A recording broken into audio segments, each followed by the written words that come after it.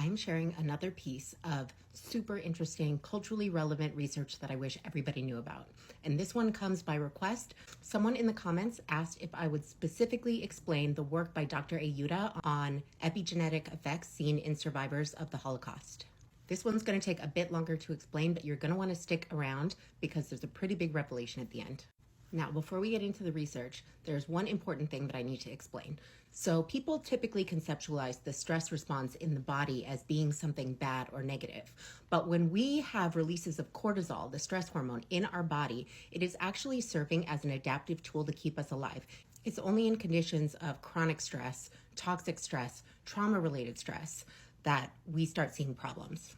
And we have known for decades that when cortisol levels get too high in the body, we see associations with mental health disorders like anxiety and depression. So we're going to pick up this story with Dr. Ayuda's work on stress and cortisol levels in Vietnam War veterans in concert with diagnoses of PTSD. So PTSD wasn't even a thing until after the Vietnam War, when all the soldiers were returning and couldn't recover from the stress they had experienced on the battleground.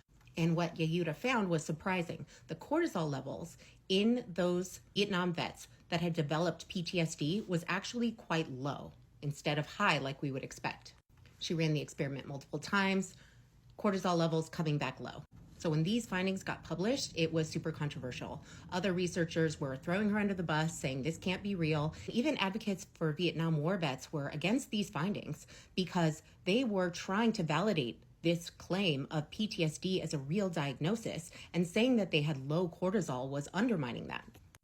It's important to note that the low cortisol level seen in veterans was associated with PTSD.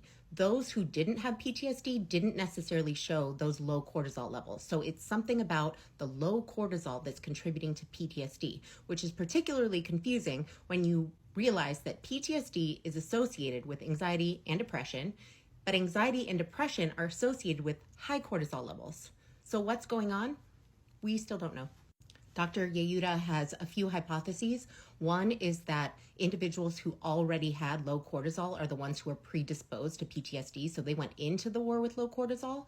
And another one that's particularly interesting, because we all think of cortisol as being responsible for initiating the stress response, but cortisol is also responsible for turning the stress response off. So if your cortisol is always low, that would mean that potentially the stress response never even has the opportunity to shut back off. And that sort of fits with the PTSD profile. The stressor never goes away.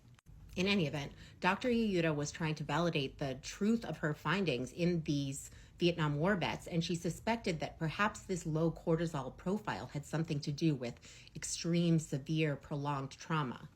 And researchers weren't buying it. So she started doing similar work in Holocaust survivors who also had PTSD and found the exact same results. As compared to Holocaust survivors who did not have PTSD, those who did have PTSD had lower levels of cortisol.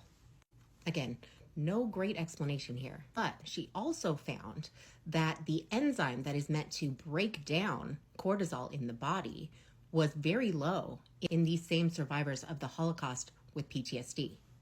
And that did make sense because when your cortisol levels are already low, having an enzyme that is meant to metabolize that cortisol be lower as well means more cortisol in the system. And in this case, that can serve as an adaptive mechanism for survival when experiencing starvation, as it helps promote the storage of glucose and salt.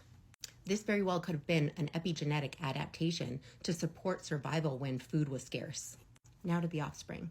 For those individuals who had survived the Holocaust and subsequently developed post-traumatic stress disorder, their offspring also showed low levels of cortisol, which is now considered a predisposing factor for PTSD.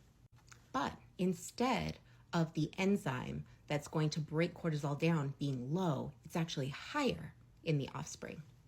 This may represent some sort of protective mechanism for the fetus in particular to be able to function typically once out of the womb.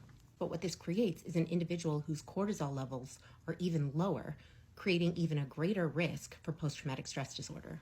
These findings are inarguably grim, but I followed up on what Dr. Ayuda has been up to in the past 10 years since this research came out. And she's now looking into treatments for PTSD. And guess what works, guys? Guess what's being published right now?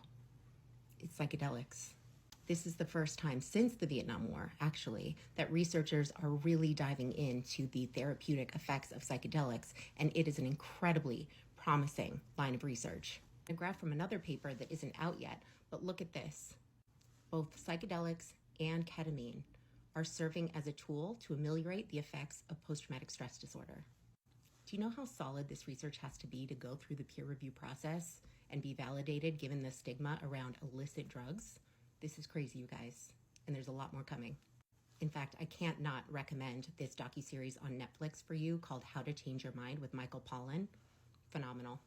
He talks all about the research that's being done in other countries with psychedelics as a therapeutic tool.